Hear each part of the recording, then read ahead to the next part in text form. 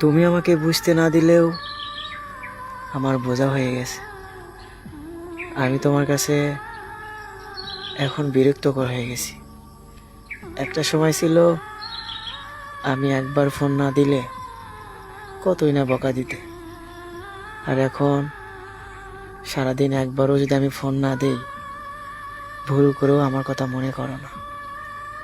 অথচ যখনই তোমার কাছে ফোন দেই তোমার ফোনটা ওয়েটিং থাকে। একটা সময় ছিল আমার সাথে 1 মিনিট কথা বলার জন্য কতই না পাগলামি করতে, আর এখন ঘন্টার পর ঘন্টা হয়ে গেলেও একবারও খবর নিয়ে দেখো না আমি কি করতেছি। আসলে আমি যে তোমার কাছে বিরক্তর কারণ হয়ে গেছি এটা আমি জানি, তারপরেও তোমাকে ভালোবাসি, কারণ তোমাকে আমার নিজের চাইতেও বেশি ভালোবাসি। আচ্ছা, তুমি আমার কাছ থেকে মুক্তি চাও তাই না? তুমি যে আমাকে বারবার বলো আমি ফোন দিলে নাকি তোমার বিরক্ত লাগে। আচ্ছা, একটা কথা বলবা? এই যে আমি তোমাকে বারবার ফোন দিই, কেন ফোন দিই জানো? কারণ তোমাকে মন থেকে ভালোবাসি। এই পৃথিবীতে হাজারো মানুষ আছে, কেউ তো তোমাকে ফোন দেয় না, আমি দেই কেন? কারণ আমার এই বুকের বাম পাশের জায়গাটা তুমি দখল করে আসো। তোমারে তো আমি চাইলেও সরে ফেলে দিতে পারি না, আর তুমি ভাবো আমি তোমাকে বিরক্ত করি।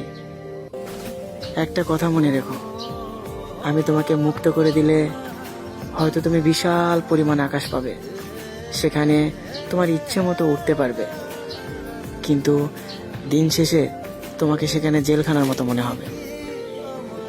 আর আমার মতো অবহেলা করা মানুষটাকে খুব মিস করবে, যা চাইলেও তুমি পাবে না। প্রিয়, বেশি ভালোবাসলে যে মানুষ অবহেলা করবে আমি নিজেই তার প্রমাণ। কারণ নিজের চাইতে তোমাকে বেশি ভালোবাসি, নিজের কখনো যত্ন করি না, অথচ তোমাকে যত্ন করি। তুমি একদিন ফোন না দিলে পাগলের মতো করি। তোমার সাথে প্রতিদিন কথা বলতে আমার ইচ্ছা করে, আর এই জন্যই তোমাকে বারবার ফোন দেই। তারপরও আমি হয়ে গেছি বিরক্ত করা মানুষ।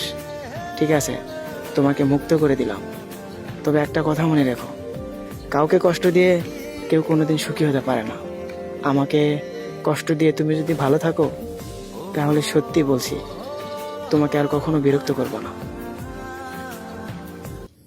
তুমি নেই তো কি হয়েছে, তুমি সবসময় আমার মনে থাকো। বিশ্বাস করো, আজ বড্ড বেশি মিস করতেছি তোমাকে।